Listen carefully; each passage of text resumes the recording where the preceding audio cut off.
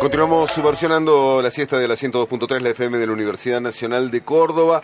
Venimos de la música, seguimos en el arte y vamos a conversar con Hernán Borinsky, que es doctor en Ciencias Sociales por la Universidad de Buenos Aires, investigador del CONICET, y que es autor de algunos libros como Política, Economía y Sacralidad en Aristóteles, Soporte, el uso del dinero como material de las artes visuales, y ahora ha editado el año pasado Persistencia de la pregunta por el arte. Hola Hernán, ¿cómo estás? Pablo y Gaby te saludamos. Hola, ¿qué tal, Pablo y Gaby? Muchas gracias por la invitación. Bien, gracias por tu disponibilidad. Bueno, nos pareció muy interesante una nota que leímos, sobre todo una en Anfibia, donde, bueno, está esta pregunta sobre cómo persiste el arte en estos tiempos. ¿Cómo nació un poco esta idea, este germen, la genealogía del libro? Bueno, yo venía trabajando mucho tiempo sobre la categoría de dinero, muchos años, y bueno, poco a poco se empezaron a aparecer cruces entre dinero y arte, y cada vez más me daba cuenta que en las artes visuales, sobre todo, que es el campo que más trabajé, hay una gran intención de hablar sobre el mercado, de hablar de participar en el mercado, de convertirse en mercancía, tanto de los artistas como de las obras. Y bueno, le empezó a surgir esta pregunta de, bueno, ¿dónde queda o qué es lo que queda de arte? ¿Qué se puede decir en el mundo contemporáneo acerca del arte? Si corresponde hacer la pregunta ¿qué es el arte en este contexto? O si hay otras preguntas que son más interesantes, son más útiles para pensar en el tema. Bueno, y a partir de eso es que fue apareciendo la idea de hacer este libro.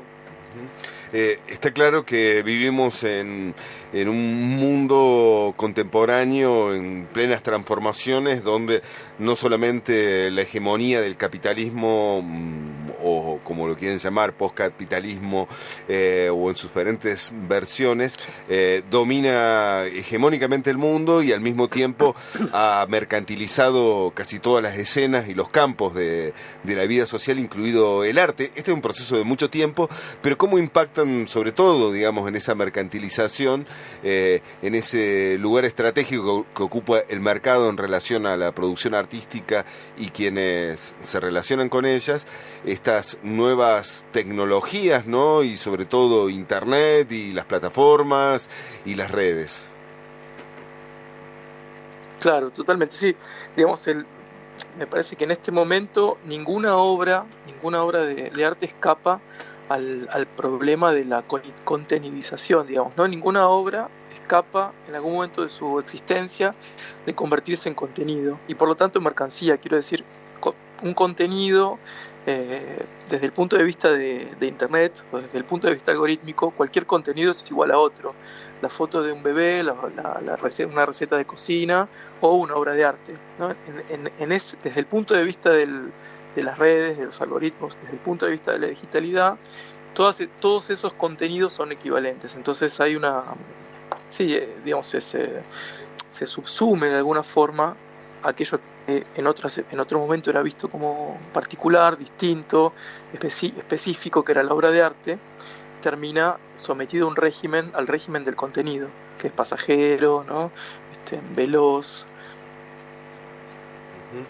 Y en ese sentido, se pueden establecer diferentes categorías a la hora de pensar, digo, por ejemplo, las diferencias entre, que siempre fueron muy caras, digamos, a la teoría crítica, ¿no? El arte en resistencia, el arte que se concibe más desde la industrialización, el arte que tiene más que ver simplemente con un diseño o con cierta superficialidad estética.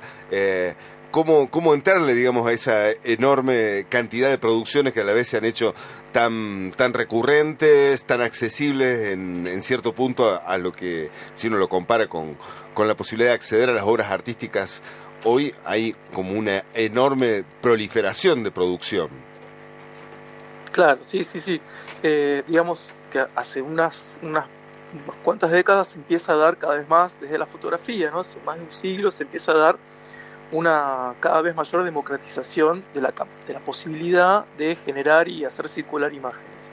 Mientras que hasta el siglo XIX la posibilidad de generar una imagen, sobre todo una imagen socialmente, aceptable, como valorada o como bella, etcétera, era bastante complicada, requería una serie de pasos muy complejos, entre ellos el paso por algunos espacios muy específicos. En este momento, al contrario, cada vez es más fácil y, entre comillas, más democrático, una democracia de muy baja intensidad, la posibilidad de acceder a esa capacidad de generar imágenes y hacerlas circular. Es decir, dice, por ejemplo, Boris Groys, ¿no? Bueno, hoy hay mucha más gente queriendo hacer circular sus imágenes que queriendo mirar las imágenes del resto, de las demás personas. Entonces esa multiplicación casi infinita de la capacidad de generar imagen hace que, justamente la capacidad crítica del arte como espacio más o menos autónomo que se pensaba en el pasado quede puesta en crisis. Claro. Y en ese sentido, los artistas contemporáneos, asumen como también otras metodologías y estrategias. Pensaba concretamente, si las redes sociales y determinadas plataformas van dinamizando la producción artística y la forma de acceder a esas obras. Los artistas necesitan también de alguna manera setearse de acuerdo a lo que los algoritmos van demandando, la idea de que ya no solamente es la obra, sino que el artista tiene que ser casi una obra en sí, ¿no? Su perfil, por ejemplo, en las redes, tiene que de alguna manera estar exigiendo y pidiendo que la gente active la participación, el feedback, el like. Hay como nuevos retos a la hora de pensar no solo la obra, sino los procesos e incluso la identidad del artista. Sí, totalmente. Por un lado, eso que decís, concuerdo, hay como un pasaje, una inversión entre obra de arte y artista. Si hasta el siglo XX, en ciertos momentos del siglo XX, el centro del mundo del arte era la obra de arte, hoy en día es el artista, es el sujeto creador, el centro. Eso trae, entre otras cosas, en muchos casos, un abuso de la historia personal, una autoexplotación de las historias personales, de las individualidades, de las diferencias particulares, que dejan en un lugar muy vulnerable a quienes producen arte, y al mismo tiempo, claro, tienen que convertirse no solo en quienes producen las imágenes, no solo visuales, ¿no? También auditivas, lo que sea, sino también en los administradores o gestores de la parte, mercantil de esa obra, de cómo alguien lo ve, de quién lo va a ver, de cómo llega a determinados públicos, de hacerlo amigable para determinadas plataformas, de recortarlo a un tamaño que la plataforma lo acepte. Cambia un poco el patrón, en el sentido de ya no es más el universo artístico el que en sí mismo se da sus propias reglas, sino que hay las redes sociales, etcétera, Internet impone las reglas al universo de creación de arte, ¿no? Vos hablas un poco también de, pensando claramente en unas coordenadas donde hay determinados sectores que tienen capacidad de dominio sobre otros, ¿no? Cuestión que fue analizada de diferentes maneras siempre dentro del arte. Vos hablas de una clase vectorialista y una clase hacker. Entiendo que detrás de esto hay por supuesto, una conflictividad y una lucha entre clases. Sin ser necesariamente marxista, uno entiende que el arte siempre ha ocupado también posicionamientos políticos, demandas, visibilizaciones de determinados sectores. ¿Hay un arte en resistencia? Y ese tendría que ver con esa clase hacker. ¿Cómo lo ves vos, Boris? Borisonic, estamos hablando. ¿Qué pasó? Ay. Bueno, no, me parece, no sé si habrá escuchado la pregunta porque justo se nos cortó. Bien, estamos hablando con Hernán Borisoni, que alguien que viene trabajando desde mucho tiempo tareas de curaduría, de performance, críticas artísticas, y ha sacado un libro muy interesante que es un poco lo que estamos compartiendo con ustedes, que se llama Persistencia de la pregunta por el arte. El libro está editado por Miño y Dávila, y de eso estamos hablando con Hernán, que creo que ahora, no sé si ya lo estamos recuperando para la nota que se nos perdió justo. El libro del que estamos hablando lo pueden encontrar, fue editado el año pasado, Persistencia de la pregunta por el arte, y nosotros estábamos también repasando una nota muy interesante que salió en revista Anfibia, para hablar del arte en estos tiempos cruzados, no solo por el tecnocapitalismo, sino por nuevas pautas de consumo y de producción. Ahí creo que ya lo recuperamos. Hernán, ¿estás por ahí? ¿Te recuperamos? Sí. Bien.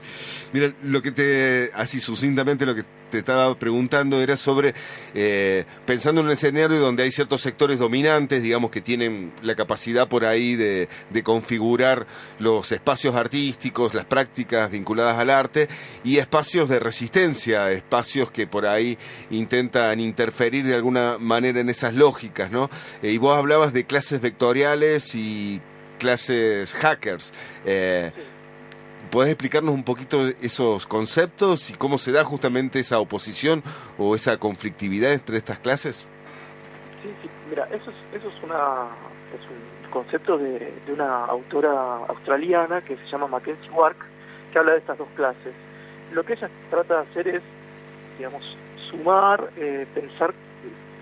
repensar la lucha de clases desde el paradigma marxista clásico a partir de los cambios que trae la digitalidad. Entonces, plantea estas dos clases. Una primera pregunta que podemos hacer nosotros afuera de la teoría de Wark es, bueno, ¿para quién estamos trabajando en definitiva, ¿no? Cuando uno cree que está trabajando para sí mismo, efectivamente está trabajando para sí mismo o está trabajando para otros amos. En este caso, tanto, por ejemplo, los artistas como las galerías, como los museos, terminan trabajando para Instagram, ¿no? Terminan trabajando en un sistema mucho mayor, que es el de generación de contenidos digitales.